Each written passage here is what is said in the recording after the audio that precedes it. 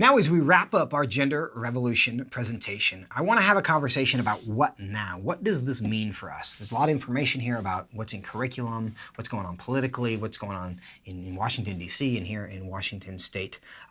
How do I do something about this? And I think there are three spheres for those of us who exist in the church, who have a Judeo-Christian perspective, who are concerned about what's going on in the culture, who see this and realize this is not consistent with reality, this is not consistent with truth. I don't really know what to do about it. How do we be a force for good, for what is good, true, and beautiful in 2017 in Washington State, in the United States of America? How do we do that?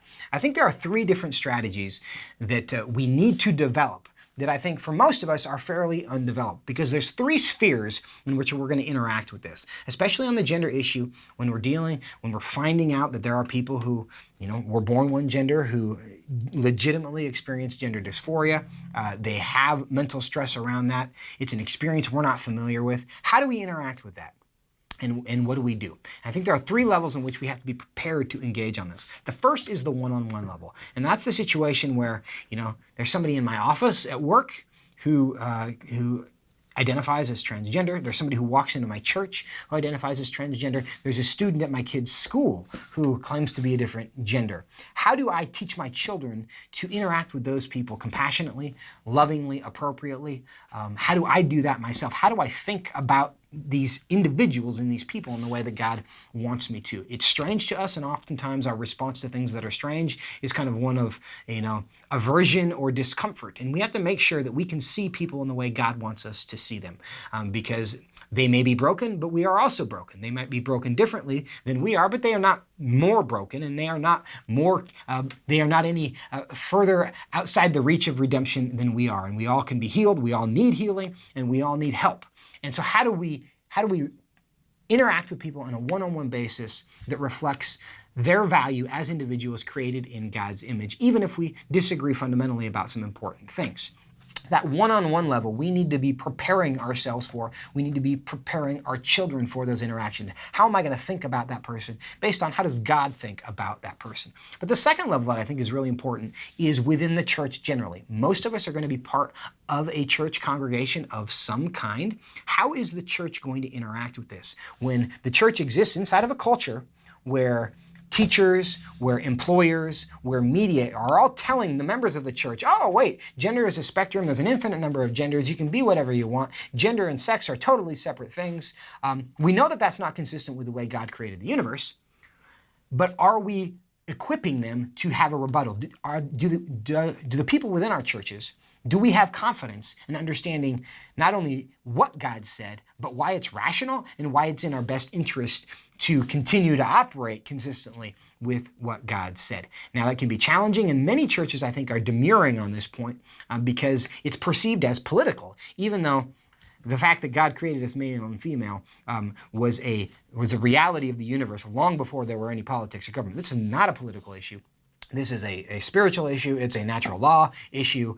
But many churches have kind of taken the convenient route of, I'm going to avoid this conversation because it feels political, so I don't want to do that. As a result, we are failing to equip the people within our church to think correctly, to think clearly about this. And as a result of that, when the only people speaking confidently about an issue are wrong, it's a strong human tendency to just agree with the person who seems to think who acts like they know what they're talking about. And if we, as the ones who have the ability to provide the rebuttal, refuse to do so, all that communicates is we don't really have any confidence in what we think because we're not willing to stand up for it. And as a result of that, we are losing people to this kind of this mob of what's popular, who really are in a position to know better and should know better, but because they're not being equipped with a response, they're being seduced by the lie. But the third, and we have the one-on-one interactions, we have the church interaction, but then beyond that, assuming we do a good job of discipling the church around these issues, how do we engage as a church in the culture? Because these are questions, as we all know, that are being asked in a legislative, policy, political context. And what is our responsibility in that arena? When somebody says, did God really say about something?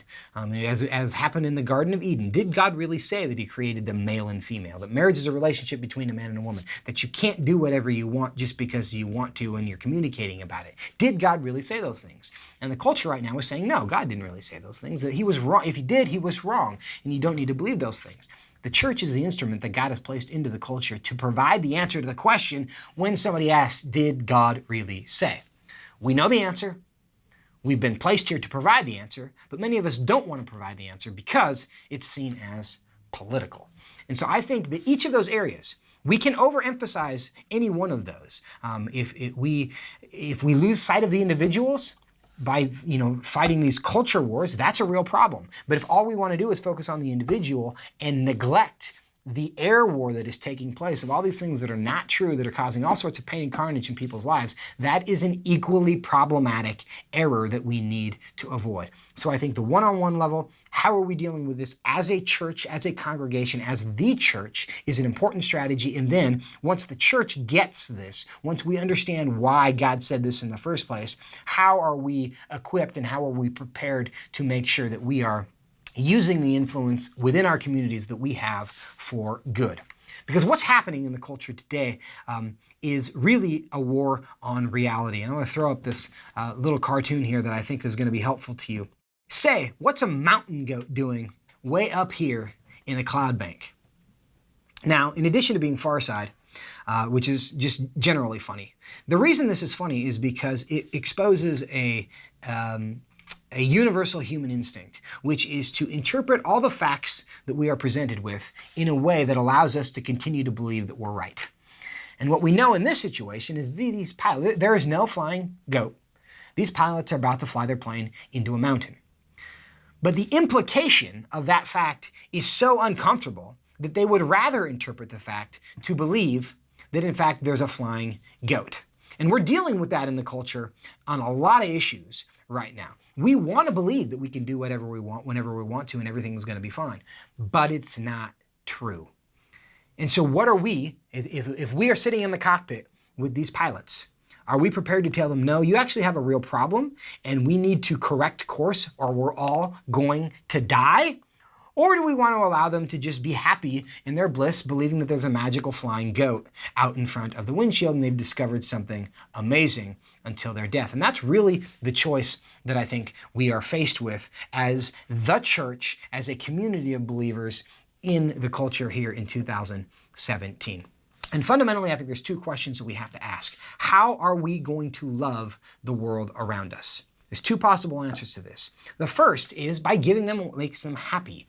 And the church and the culture have a lot of common ground on this issue of love. Everybody is pro-love, right? There's all these hashtags about love. Love is good, love is good. We all agree on that, but you have to define the terms. And the way that the world views love right now is that you demonstrate your love for somebody by giving them what they want, by affirming the things that they think make them happy. However, we know biblically that is not true. And when we read 1 Corinthians 13 and we read our description of love, love is patient, love is kind, it is long-suffering, it does not seek its own. It's forgiving.